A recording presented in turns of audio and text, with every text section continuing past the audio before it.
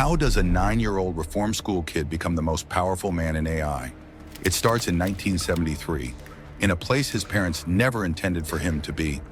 If you want more untold stories like this, subscribe to Mr. Pivot. We're uncovering the real journeys behind success. Tainan, Taiwan, 1973. Jensen Huang's parents received a letter from America, a school in Kentucky, promising education, structure, opportunity. They don't speak much English. The letter mentions Baptist Institute. Sounds religious, safe, legitimate. They sent both sons. Jensen is 9, his brother is 10. They fly 14 hours to a new life.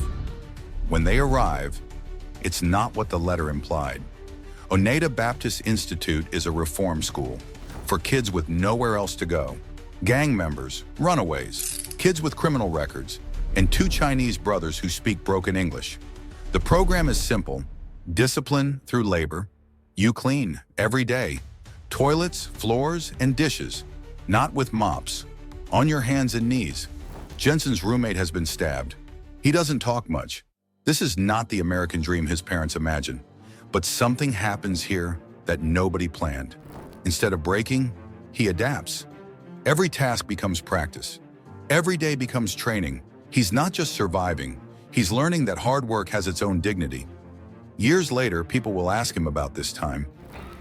No task is to me, no task is beneath me, because remember, I used to be a dishwasher, and I mean that.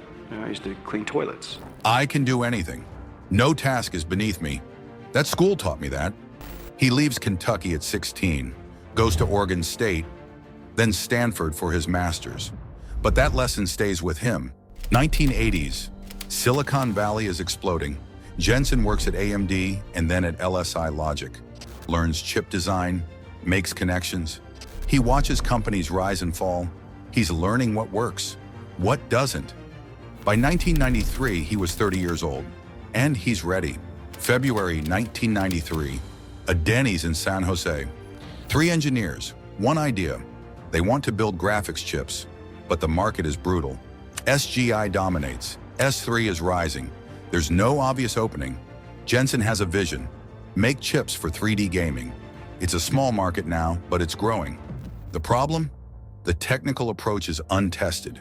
The competition is fierce, and they have no money. They decide to do it anyway.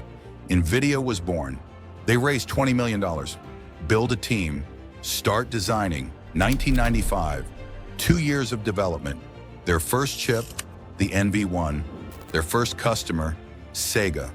$10 million contract for their new console. Everything depends on this. They built it. They test it. It doesn't work. The architecture is wrong. Jensen calls a meeting. The team knows. The chip is a failure. He has a choice every founder faces: hide the problem and hope, or tell the truth and risk everything. He calls Sega directly. He tells them the truth. We failed. We need to rebuild from scratch. We need more time, and we need more money. He waits for their response. Sega gives them $5 million more. They trust him because he was honest. 6 months later, they deliver the right chip. NVIDIA survives. But there's another problem. The Sega Saturn fails. NVIDIA's chip goes nowhere. The company is dying. They have 6 months of cash left. 1997, Jensen makes a bet. Forget consoles. Focus on PC gaming. Built for Microsoft's new DirectX standard. They rebuild. Again, in 4 months. August 1997, the Rive 128 launches. It's a hit. NVIDIA is back. 1999, the GeForce 256, first GPU ever made. NVIDIA dominates PC gaming, goes public, makes billions. By 2006, they're the king of graphics. Xbox, PlayStation, every gaming PC. Wall Street is happy. Investors are happy. Everything is perfect. Then Jensen proposes something nobody asked for. This is where it gets interesting. If you're enjoying this, subscribe to Mr. Pivot now, because the next 15 years will test everything you think you know about success. CUDA, Compute Unified Device Architecture, a way to use graphics chips for general computing, not just games, math, science, simulations. Why? We make gaming chips. We're good at it. Jensen's answer?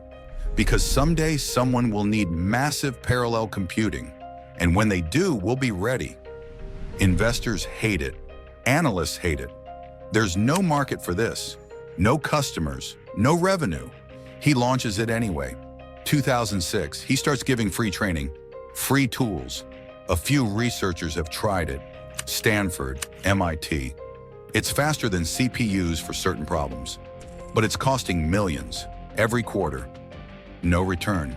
Shareholders ask, when will this pay off? I don't know, but we have to build it now. 2007, nothing. 2008, nothing. 2009, still nothing.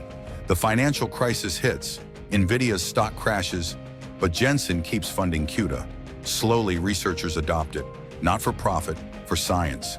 2008, a team at the University of Toronto uses CUDA to win an AI competition. Deep learning suddenly works. Because of NVIDIA chips, Google notices, Facebook notices. AI researchers start buying NVIDIA, but it's still tiny. Millions, not billions. Mine's AlphaGo beats the world champion at Go.